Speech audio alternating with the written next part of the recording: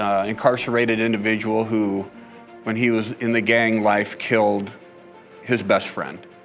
And as he came into prison and had to deal with the pain of killing his best friend, he reached out and formed this group, New Freedom.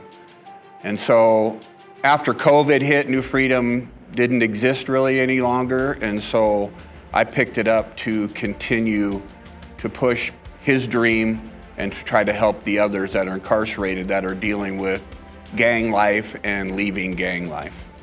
I heard that there was a space where individuals that have lived a lifestyle like myself were able to come and be vulnerable, be open, and actually share a safe environment with one another to try to talk about the things that we've been through and as well as the things that we want to do moving forward.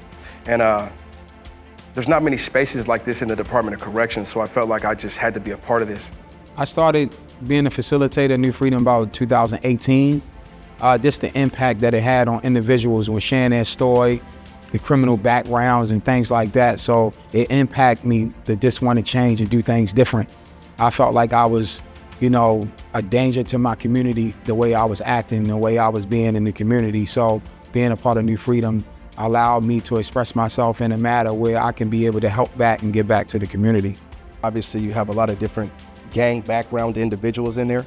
And so I wasn't quite sure how that was gonna look once we got into the classroom. But once I realized that once we got in there, everybody was their authentic self and was able to be open and vulnerable. It takes a while, a couple weeks for individuals to get comfortable with one another. But I think that was the biggest hurdle, just realizing that it was gonna be okay to be yourself in there and not knowing if it was going to be a safe space or not. Well, it feels great to be graduating.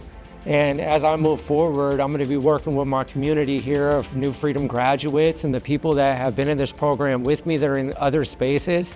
And we're going to continue this relationship building in this community at Twin Rivers. And hopefully we'll be able to get this spread elsewhere through some of the facilitators so that way it can impact other people as well.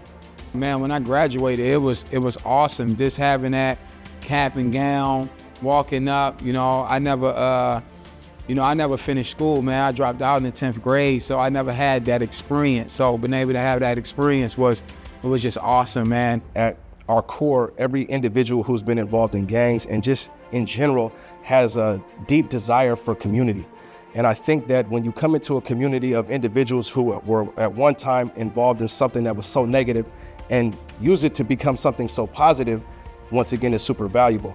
These guys are more than just their worst day. When they first walk into the classroom, they're very much their old selves. They are coming in, don't really want to talk, don't want to participate. But as time evolves, you see these people learning and growing together. I see them laugh together, I see them cry together. But most of all, I see them heal together. And that's what inspires us, myself, and the future participants of New Freedom.